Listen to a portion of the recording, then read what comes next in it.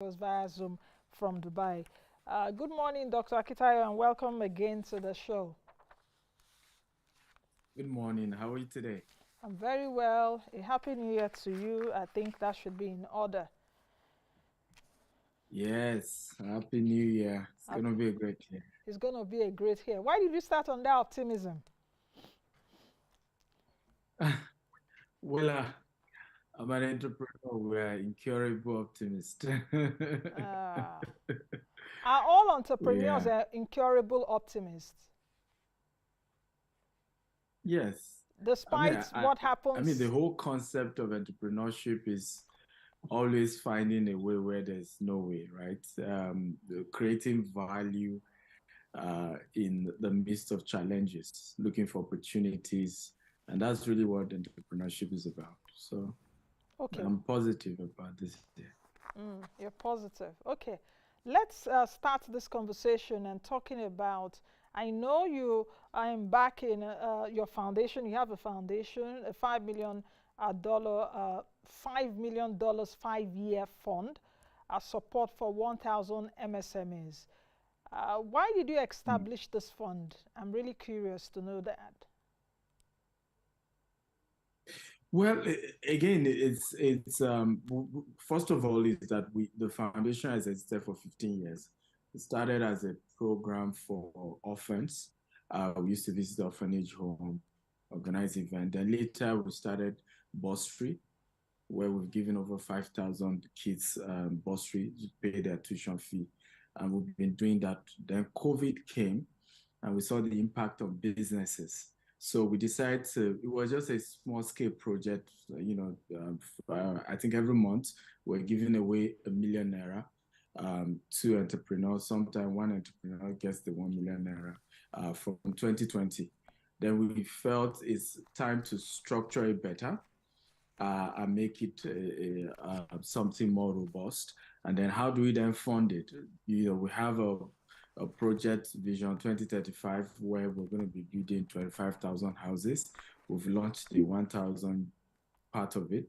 So part of what we're making from that is going towards supporting, these SMEs. I started the company 15 years ago with just ₦1,000, and I understand what it means to start a business without funding, without capital, and just trying to struggle to make it work. So we're hoping we're able to support 1,000 entrepreneurs, SMEs in the next 5 years by the grace of God. Okay, apart from what you've just said now, in terms of, I guess that is how you're raising the money, but are there other avenues where you are raising these funds for this MSME support system? Because $5 million is a lot of money. No, not at all. Personally, a lot of the foundation is funded from my own income. I've authored 35, 37 books, three more on the way. I make money regularly. I coach. So usually friends, money that comes in from my coaching work. Plus, of course, GTEx itself is a big organization and is able to, put in a portion into this particular program. But we know that over time, funds like this grow and other, organizations come in and begin to support it. Ultimately, what is important is the success rate of the applicants and those that get it. As institutions begin to see how well they are doing, even for us, that's why we decided to do this. One of the winners when we started during COVID, she makes shoes. She's a lady, funny enough, and she got 500,000. Now she has more than five staff working with her. She, in fact, came the first runner up in the Titans reality TV show. We had another one that got ₦1 million. I mean, she used a carrot to kind of do bags and stuffs like that. Now she has about 10 staff. So when we saw the success of that, it was, interesting to say we must take this to become something bigger. Of course, a lot of my friends as well are coming in to support us, and we're open to as many support, including from you yourself. So we're open to that. Yes. Okay, But initially, myself and the company is the one funding.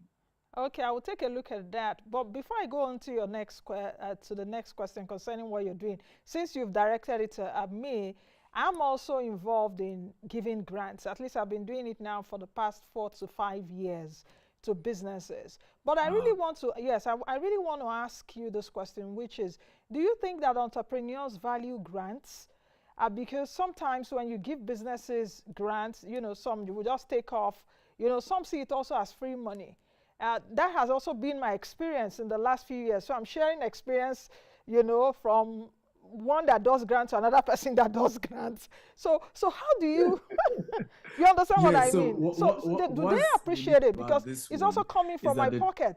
the top 50 are being added to what we call the Stephen Akintayo University. The Stephen Akintayo University is an online portal where we have over 1,000 courses from Grant Cardone, Robert Kiyosaki, John Maxwell, Brian Tracy, myself.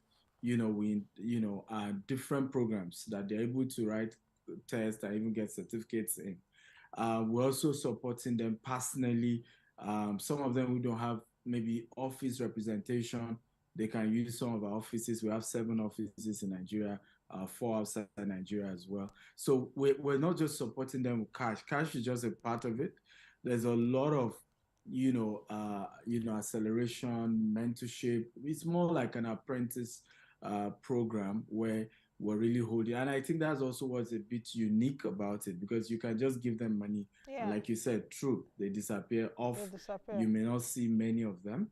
And some have mastered how to write the best pitch, the best proposal, and in reality, many of us didn't even have a business plan when we started our Started. business, and it still Exactly. worked. Yeah. And sometimes some of these people with, fantastic business plan, and none of it eventually works. So we're making sure it's not just about giving them the grants, is that there's enough, in fact, on Friday, they're going to be pitching the top 10 finalists we have there for this month. So every month we're picking people in different sectors. So the January is agriculture.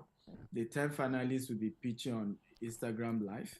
And then on Saturday, the 4 finalists, we have one of the largest real estate developer in the US will be joining us, and he's a top time investor. He's even the one that will be picking the top 2 and also sharing a lot of his experience and strategy. So there's a whole lot of, mentorship. And that's why we're even making the pitch process also live and open for people to learn, because in the course of that interview and, having to correct them, people are learning how to structure their businesses as well.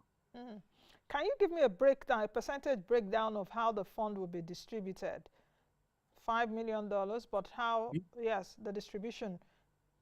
And Yes, I beautiful. I hear So it's 20, just 20 like to what you've also 2027. said, Yeah. which is of concern of seeing how we execute it very well, we have decided to make it gradual disbursement. So 2023, only 24 will be awarded 5,000 each. 2020, that's 2 per month. Then 2024, it increased to 4 every month. That's 48 at the end of the year. And then 2025, it now goes a bit bigger, 10 every month, making 120. Then 2026 and then 2027. So at the end of 2027, we'll now have had 1,000. So 2027 is the largest. We're going to be giving over 500 applicants. So our goal is that we'll have been perfecting the process, year after year, to make sure that we're able to select only the best and that there's enough support system to help them as well. So from what you're saying, that means there will be 24 recipients this year alone. 2 per month? Yes, yes. Okay. Okay, so it gradually So increases year by year. exactly, yes. Okay.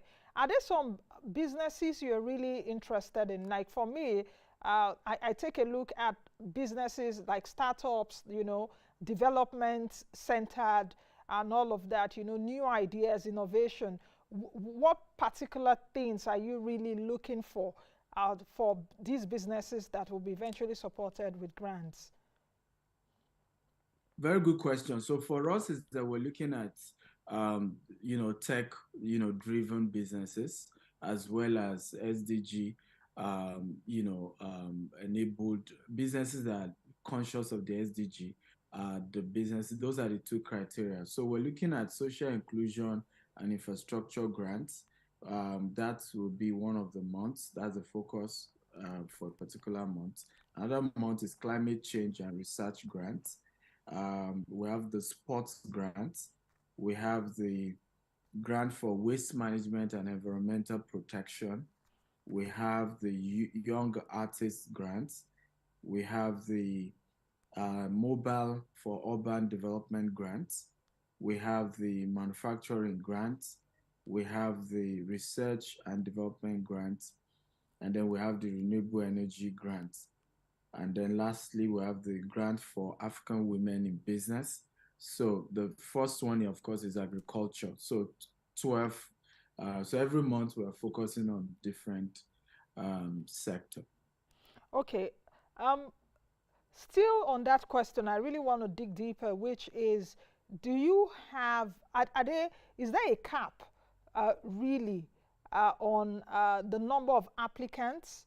That's the first part of the question. The second part of the question is it also open to startups and existing businesses? The third part of the question is a bit tricky, and I don't know if with this your fund is doing that. Are you looking at businesses, perhaps existing businesses, that have a certain amount of business capital to support? That is, you are holding their hands to support them. So let me start with that. Our goal is to work with startups, but that have started. You must have shown that your value is accepted in the marketplace and people are willing to pay for it, no matter how small. So our grant is just to then help you scale it up. So if you're already, big to a level, we think there are other models, there are other support that you need, not necessarily $5,000 may not even be enough for such businesses. Every business need money, myself inclusive. Our company is always looking for money. In the next 12 years, we're hoping to raise $20 billion. So we're looking for money as well. So that one is normal to every business. Our goal is you've just started, you've demonstrated value, and you just need something to help you scale up a bit, and that's what the grant is for. I'm not sure I remember the first question you asked. Is there a cap on the number of applicants? But I think perhaps you've answered that earlier. Is there a cap No, since you said? no cap at all, but you must Okay, be 18 in terms of age. okay.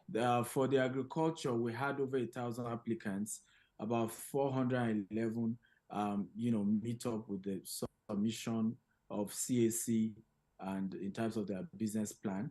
Then we had some other ones who couldn't even send their pitch because we asked them to send a 1 minute video pitch. So that was how we gradually scale it down. Of course, those who didn't send CAC could not move on to the top 50, so gradually. But the portal is able to take as many. You can just visit www.steveakintayofoundation.com. You scroll down, you will see all the various batch for each month. You can apply to the one that fits your type of business, and hopefully we'll get back to you. But it's open to everyone. Yeah. Now, 2023, you said is going to be a great year. That's how you opened the show, this interview, with a very optimistic emotion, sentiment.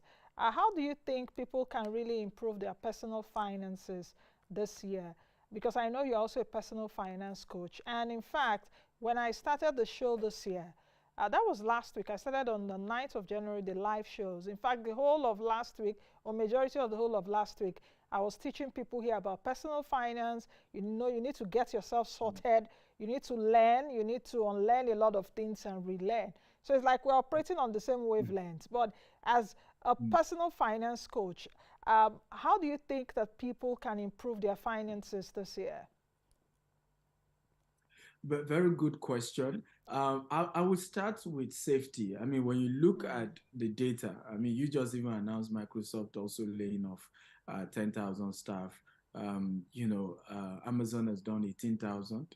everybody's laying off. So definitely it's going to be a tough year. So when you see me say it's going to be a great year, it's not because the data is showing that, oh, there's something in the air. Yeah. But as entrepreneurs, we Mm. have to be dynamic. You look at the challenges, you evolve, you adapt.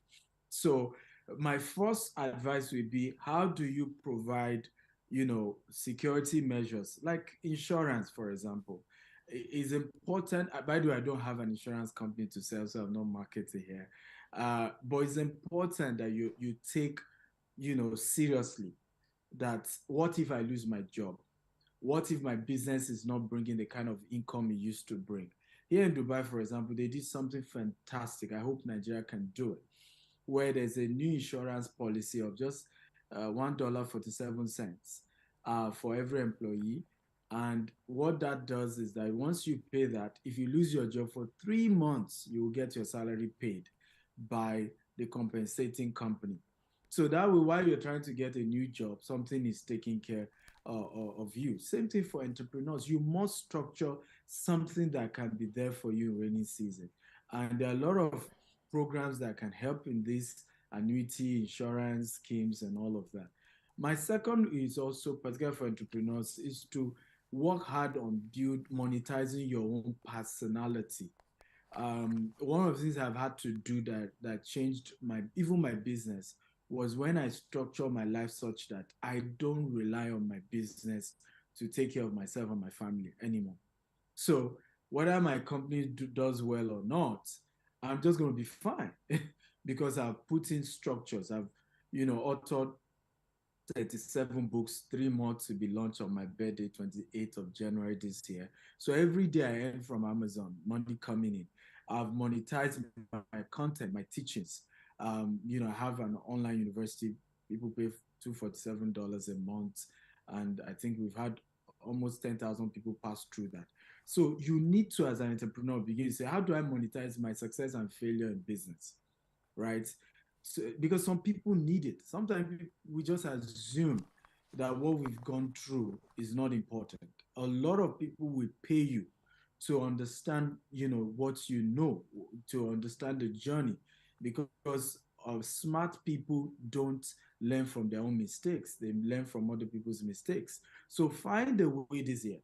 What are the other sources of income around your skills, around your talent, around your personality that you can monetize, so that even if the business is not doing that well, you and your family are good. And once you are mentally stable, you can take big risk. For me, I was able to start taking, long-term decision in the interest of the company once I'm no longer thinking school fees for the children, house rent for the home, right? So I can think for my company long term. We can take risk because we're not just thinking short term anymore. So I mean, there are a lot more, but I'm not sure we have enough time to cover them. But it's a year to look deep into my personal finance, not just the organization, but how do I restructure my own personal income? And that is where personal and business finance coaching really comes in. Do you think that Nigerians are embracing that right now? For example, I did a personal and business acceleration masterclass last September. We're going to be doing another one this year. But do you think that Nigerians are beginning to embrace that? And what actually is the criteria that you use in taking people to coach them, whether it's in business or in personal finance? What does it take for you to be a coach for someone? Very good question. So I think Nigerians are, particularly Nigerians in diaspora, because one of the Mm. things those in diaspora realized was that, they left Nigeria thinking they were going for greener pasture. Suddenly it's as if there is a repetition, of what they were facing. So people are beginning to realize that, look, there's something internally wrong. There's something I need to fix. There's something I need to correct. There's an adjustment. There's a shift that is required. So I think among Nigerians in diaspora, a lot of my students are in diaspora, and so I would say yes. Of course, Nigerian back at home, sometimes people are worried considering the bill. So sometimes when we do even seminars back in Nigeria, is highly discounted. I mean, we Yeah. had the Global Web Festival, we did US, we did London. By the time we got to Nigeria, we literally reduced the price by 90% just so that more people can attend. Else, you see people say, I want to, but I just don't even have The the money. funds. But what I've done in terms of my own coaching program is to have multiple layers. So I have the free option. So on my YouTube, I have about 2 YouTube accounts. There are over 1,000 video content on different things, right? How to start a blog, for example, how to monetize your YouTube account, how to make money from, content, all manner, right? How to do forex or crypto or real estate, all of them for free, right? So I have that option. You go to YouTube, you have that free content, so you can't say I didn't give you anything for free, right? Then if you now can afford it, then you move to our community, which is the Stephen Akintayo University, where in that portal, I now brought in Grant Cardone. They had a special training. Robert Kiyosaki, Brian Tracy, all these great, coach had to come to teach on that platform. So it's all recorded. There's a quiz. There's a certificate per course, and broken down in a way you can assimilate better. And every week we have a session with those people as well, and that goes for $247. But we currently do discount for $47 a month, so that more people can afford it. And then from there, we now have what we call the group coaching of 10 to 20 students per field now. So I want to learn real estate. We have a group of you people, and I'm coming there to teach, and a couple of my partners coming to mentor. And then we have, whether it's in personal finance or investment in forex or crypto or any other game. So we have all of that. Then you now have the one-on-one with me. For the one-on-one with me, I only take time, and they have to have grown their business to a level, because I realize that, and we need to be realistic as coach and teachers now. Sometimes we're speaking above people's head, right? There are some things we no longer are into. So if your business is not at a level, it may be difficult for me to be able to give you some relevant information as of now. So for the one-on-one, I only take people whose business at least $1 million and above, so that if I'm asking you, why not talk to this person? You can handle your PR problem, for example. Then you say, the person asked me for $20,000. I can't even afford it. So that's just mess up the whole strategy being, given to you. So for me, one-on-one, I take a bit more of the high-end guys, but we've structured for everybody at any level. Okay, let me ask you about the initiative GTEx Homes, because that was what we spoke about when you Yeah. last appeared. You're in charge of the 1,000 units. I would like to have an update on that. I like following up. So what's the update on that? And secondly, what are also the proper channels for people that might be interested to invest or buy from your real estate company, to buy houses or own homes from your real estate company? Okay, beautiful. So 1,000 housing units are an off-plan project. Construction will start by March, and we have about 8 locations. People have started subscribing. In fact, one of the things we're trying to do between now and March is to open offices in those particular places, so that at least we move a sales office on site, and more people want to invest can just go straight to the site and talk to the team on site. What we've done with that project, and I'm excited about it, we hope more people take advantage of it, is that it gives you 3 years to pay for your own house. And you are getting a property where you are, it's very, very well structured, because you are not paying too much in terms of you're using renewable energy. We're not connected to the national grid. We have structured everything in such a way that hopefully people who are living in those estates will be able to have a real quality lifestyle. But again, these things are not easy in terms of affordability. So we hope that people will take advantage of the fact that you have a 3 year period to pay for it. So we look forward to that, and that is going on well. For those who are, do they apply, or how do they go about it? They can always visit www.gtexhomes.com, or just Google our company name. They will see our offices. By the way, we're also in real estate in Dubai, US, and UK, and we've seen a major pool for investors in Dubai, particularly. There are a lot of new projects being launched every day in Dubai, and so we hope that people are able to take advantage of that. So just Google GTEX Homes or email info@gtexhomes.com or visit any of our offices, and we have an amazing team to reach out to you. What is your outlook for the real estate market for this year? Bearing the fact that, of course, you're someone that have invested in that sector in the UK, Dubai, US, and where did I mention? Nigeria, Dubai, UK, and the US. So what's your outlook really for this year, bearing in mind that the economic conditions is really surrounded with a lot of uncertainty? Absolutely, you're very right. What we've seen is that in developed worlds, is slowing down. So people, for example, I mean, during COVID, what happened was because there was a lot of remote work. People who were living in, let's say, New York, California, were able to move to, for example, Dallas, and get where they were spending one bedroom. Now that money can cover 4 bedroom, 5 bedroom in Dallas, quality lifestyle, and they were still able to work because it was remote work. Now that remote work is, in fact, a lot of the downsizing is more of remote staff, really. So you are seeing situation where people are being forced back to the major cities, and of course they have to pay a lot more in rent. You have seen smaller 1 bedroom, 2 bedroom moving faster than during COVID, where you had people having appetite for bigger apartments. So but again, like I said, as entrepreneurs, you are always, as long as you are dynamic and you are conscious of the trend and you evolve, you will always do well. And for us, that's what we are seeing, that we're able to take advantage of the opportunities where they exist. For Nigeria, of course, the housing deficit has never allowed the real estate market to crash at any time, because the issue is that you even need a lot more.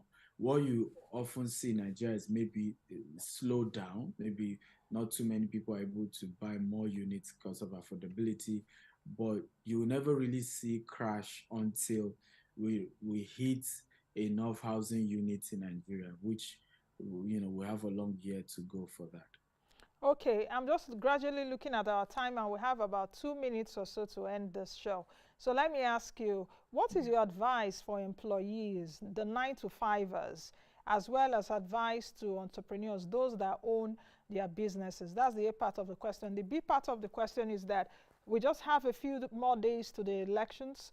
What are your hopes concerning the new administration, whosoever will win? What kind of economic policies should we expect so to put Nigeria path on the path of recovery?